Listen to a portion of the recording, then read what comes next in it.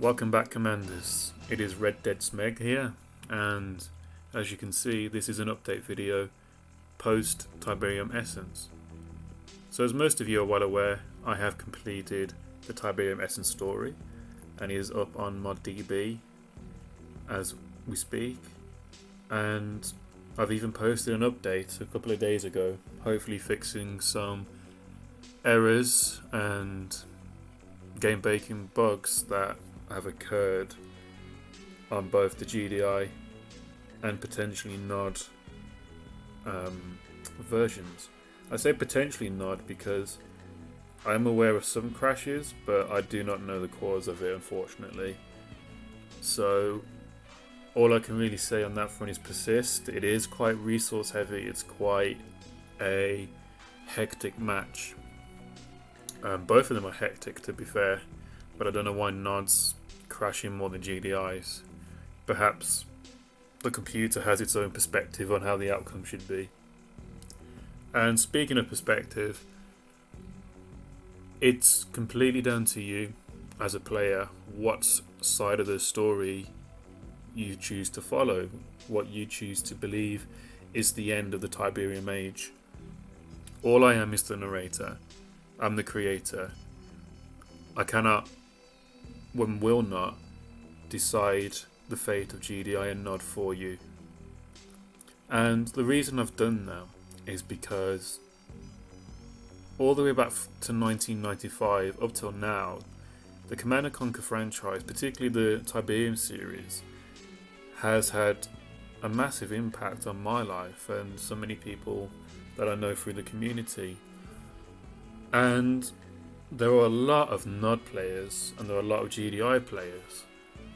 In fact, you could say it's about 50-50 from what I can tell. And so to choose one side over the other would do a disservice to the one side that have been ultimately defeated, because all their work has been for nothing. And so the only way I could remedy the situation is doing a Ghost of Tsushima, if anybody has ever played that game, and given the ending a choice for the player. Choice is important in gaming. I find it gives you more power, it gives you more of a bond with the game that you're playing as a player, as well as a developer, I can say, from working on this side of the gaming world. It makes me sound professional, but believe me, this is just a hobby. And people have respected that decision, from developers to players. When I say developers, I mean those who have helped me, like Keller and Delta V.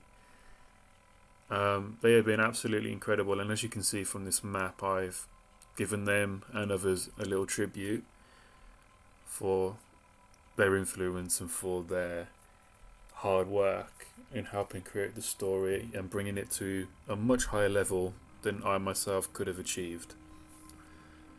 So where do I go from here? Well, it's been said from a few commenters that they consider my story for Tiberium Essence canon. They consider it their Command & Conquer 4. And that to me is the highest honour and the greatest achievement, because when I started Act 1 with Zocom in the War That Never Was and the Black Hand with Revelations, that's kind of what I set out to achieve. I wanted players to see this as the true Command & Conquer 4, because as we all know, the real Command & Conquer 4 from EA wasn't exactly how we wanted the series to end. So I'm glad that those of you who consider it canon are left with a satisfying feeling that this is how the story ends. If you don't consider it canon, that's absolutely fine, I don't mind. You can believe what you want, I can't force that into your head. I just hope you enjoy the story more than anything. And there may be some of you who don't want the story to end at all, who want it to carry on, maybe create a CNC 5 even. Because when you really think about it, if you look at the GDI victory ending and the Nod victory ending. Not so much the secret ending, by the way, in case anybody hasn't found that yet. But with the GDI and Nod victory endings, you could potentially lead into the next chapter or the next story. And I'm going to help you out with this because myself, Delta, and Keller are going to be narrating endings based on the three outcomes that you could potentially have.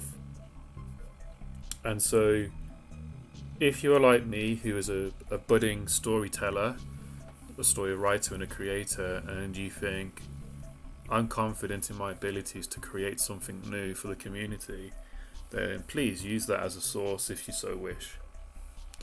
As for myself, you may have seen earlier I've posted a trailer or a teaser for something called Interwar. Now, Interwar is going to be a very short campaign, or two campaigns, should I say, based between the Steel Talons and Marcion's Black Hand.